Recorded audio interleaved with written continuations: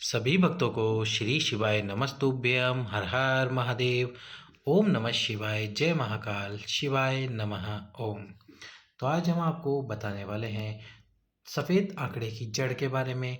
क्या है ये सफ़ेद आंकड़े की जड़, सफ़ेद आंकड़े का वृक्ष कैसा होता है, और इसके साथ ही सफ़ेद आंकड़े की जड़ का उपाय जो गुरुजी ने हमको बताया वो किस प्रकार से करना होता है, और जो सफ़ेद आंकड़े की जड़ का उपाय की रीत क्या है, यानी उसको किस प्रकार से किया जाता है। तुमरुका जी कौन है, आप देख सकते हैं, ये है तुमरुका जी। तुमरुका जी जिनका मुख घोड़े के समान है, यानी कि जो उनका मुख है वह घोड़े के जैसा दिखाई देता है। देव ऋषि नारद जी के ये मित्र हैं, और देव ऋषि नारद जैसे भगवान विष्णु का गुणगान करते हैं, वैसे ही तुमरुका जी भगवान शंकर का गुणगान करते हैं। और गुरुजी ने अपनी कथा में बताया कि सबसे पहला धतूरा, जो धतूरा है वो सबसे पहला किसने समर्पित किया, जो धतूरे का पुष्प है वो पुष्प किसने समर्पित किया, तुमरुका जी ने।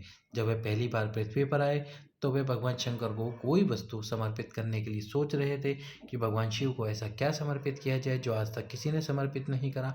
तो उनको मिला धतूरे का पुष्प, तो उन्होंने धतूरे का पुष्प समर्पित किया। तो चलिए, अब आप सभी ने सफ़ेद आंकड़े की जड़ का उपाय कई बार सुना होगा। सफ़ेद आंकड़े की जड़, सफ़ेद आंकड़े का पौधा एक आक का पौधा होता है। ये आप यदि पौधा देखना चाहेंगे तो गूगल सर्च करके देखेंगे तो आपको इसका फूल दिख जाएगा कि किस प्रकार का होता है। बाकी हम आपको फूल दिखा सकते हैं कि फूल कैसा होता है सफ़ेद आंकड़े का। आप देख सकते हैं कि सफ़ेद आंकड़े का फूल है, सफ़ेद आंकड़े का फूल है। इस प्रकार के फूल सफ़ेद आंकड़े के वृक्ष में लगते हैं। तो सफ़ेद आंकड़े की जड़ का जो उपाय गुरुजी ने बताया है, जिससे कई माताओं बहनों की गोद भरी है, आज उसी का उपाय, हम उसी की रीत आपको बता रहे हैं कि वो कैसे करते हैं। जो भी गुरुजी ने बताया अपनी कथा में वही हम आज आपको बताने वाले हैं। तो गुरुजी ने सबसे पहले बताया था कि माताओं बहनों को रजस्वला धर्म के 7वें दिन सफ़ेद आंकड़े की जड़ का उपाय करना होता है।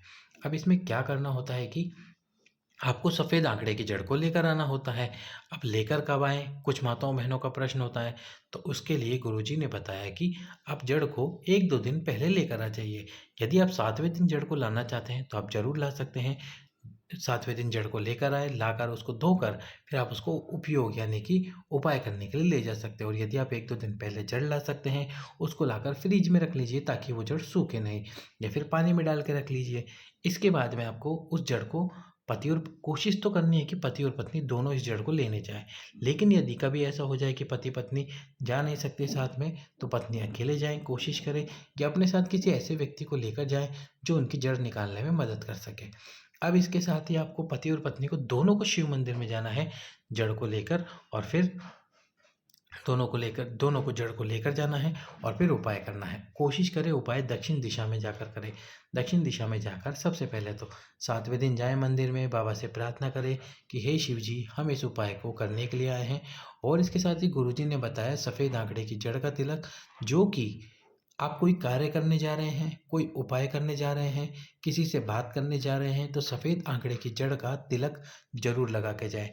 तो आप जब आप सफ़ेद आंकड़े की जड़ लेकर आएँ, तो मेरी आप सभी से प्रार्थना है कि आप सफ़ेद आंकड़े की जड़ का तिलक लगाकर सफ़ेद आंकड़े की जड़ का उपाय करने जाएँ। उसको घिस लीजिए, घिस कर उसका तिलक लगाइए सफ़ेद आंकड़े की जड़ का, भगवान गणेश जी के नाम से। किसके नाम से? गणेश जी के नाम से। और प्रार्थना करें गणेश जी से, हे विघ्नहर्ता, हे मंगलकर्ता, आप प्रथम पूज्य देव हैं, आपके आने से ही शादी विवाह संपन्न होते हैं, तो हमारे ऊपर कृपा करो। आज हम ये पहली बार उपाय करने जा रहे हैं, हम पर कृपा करो और पहली ही बार में हमारा ये उपाय सफल कर दो। चाहे आपको कितने ही वर्ष क्यों ना हो गए हों, 15 वर्ष, 20 वर्ष, 5 वर्ष, 10 वर्ष, एक बार सफ़ेद आंकड़े की जड़ का उपाय ज़रूर करें। इस प्रकार से तिलक लगा कर जाए, क्योंकि आपके पास में जड़ ऑलरेडी है। फिर मंदिर में जाकर पति और पत्नी में से उपाय करना किसको होता है? बहुत सारे लोग प्रश्न करते हैं कि उपाय करे तो करे कौन? तो देखो, पति यदि आपके धार्मिक हैं, पूजा पाठ में रहते हैं, पूजा पाठ करते हैं, तो उनसे करवा लीजिए। और यदि वो ऐसे नहीं है तो माताएं बहनें स्वयं इस उपाय को कर सकती हैं।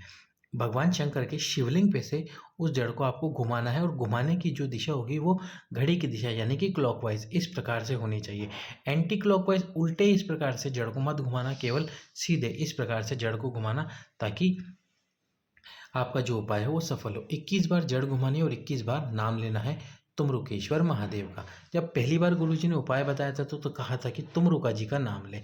अब गुरुजी ने कहा है कि आप तुमरुकेश्वर महादेव का नाम लीजिए, तो तुमरुकेश्वर महादेव का नाम लीजिए। तो तुमरुकेश्वर महादेव का नाम लेकर लाल धागे में और लाल कपड़े में उस जड़ को लपेट कर माताएं बहनें अपनी कमर में बांध ले। बांधनी कहाँ है? जैसे आपने उपाय करा, नंदी जी के पीछे खड़े होने का स्थान है मंदिर में, तो आप कोशिश करें कि नंदी जी के पीछे खड़े हो जाए। जैसे कि आप यहाँ देख सकते हैं, ये नंदी जी हैं, नंदी जी के पीछे खड़े होने का स्थान है। इस स्थान पर खड़े होकर शिव जी को देखते हुए जड़ को बांध लीजिए अपनी कमर में।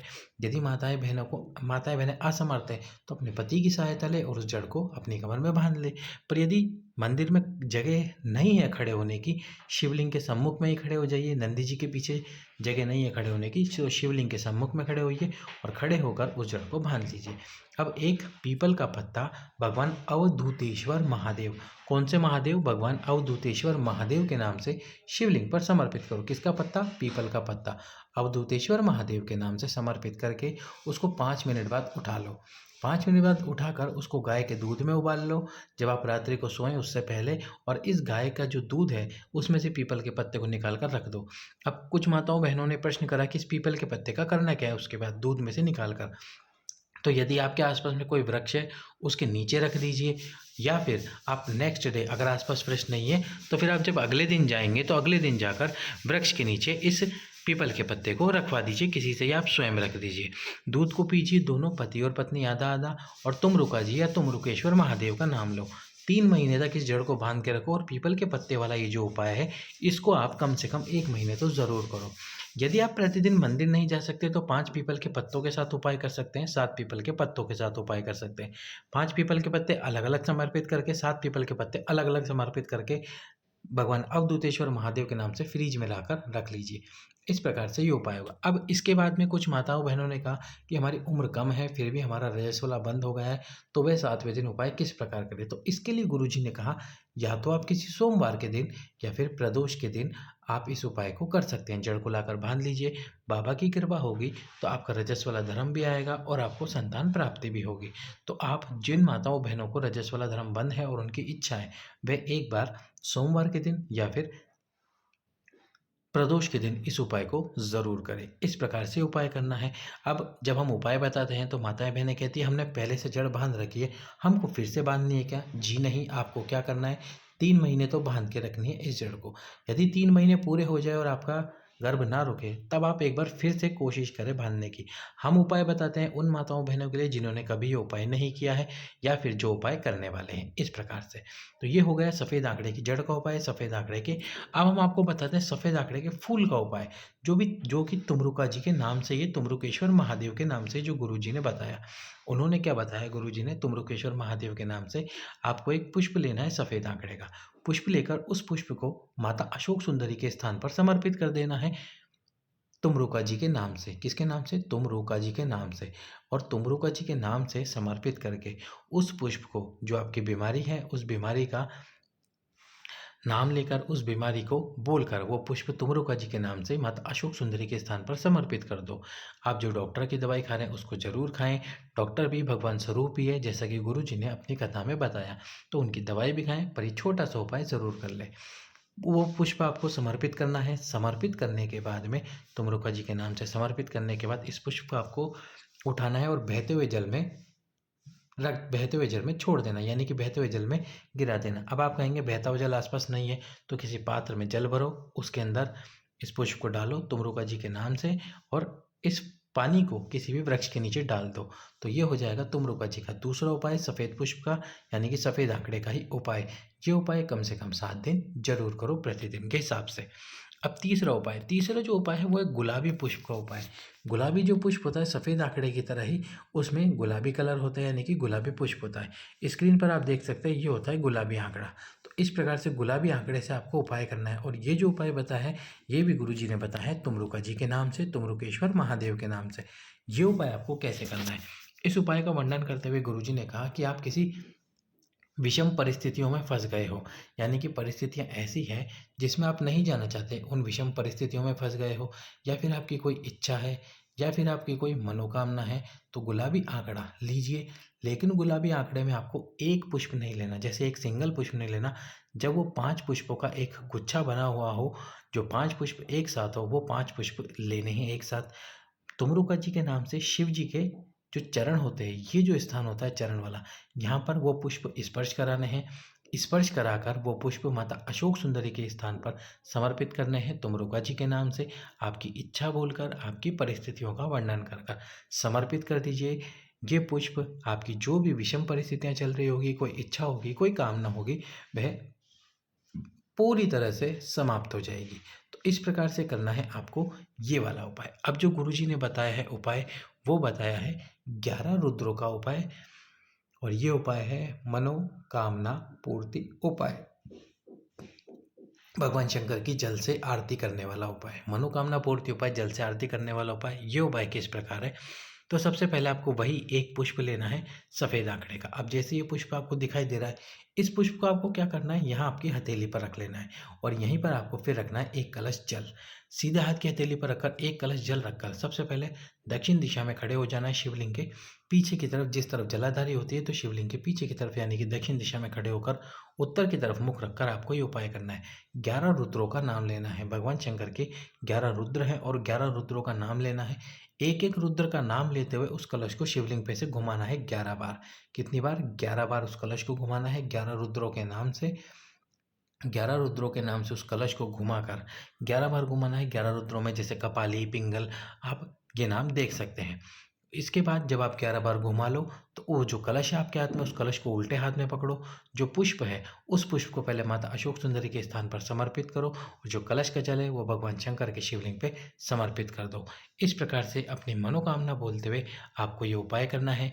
प्रतिदिन कर लीजिए, सोमवार के सोमवार कर लीजिए, या फिर प्रदोष के दिन कर लीजिए। इस प्रकार से यदि आप ये उपाय करते हैं तो बाबा भोलेनाथ की कृपा आपके ऊपर ज़रूर होगी। अब हम आपको बताने वाले हैं सफ़ेद आंकड़ा या फिर सफ़ेद आंकड़े की जड़ या फिर सफ़ेद आंकड़े के पुष्प से संबंधित अंतिम उपाय, जो कि आपकी समस्त मनोकामनाओं की पूर्ति करेगा।